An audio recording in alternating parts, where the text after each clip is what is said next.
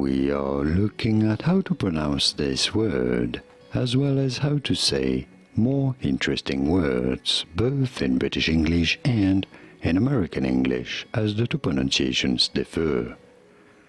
In British English, this is normally said as agile. You do want to stress on the first syllable, on the A syllable, agile.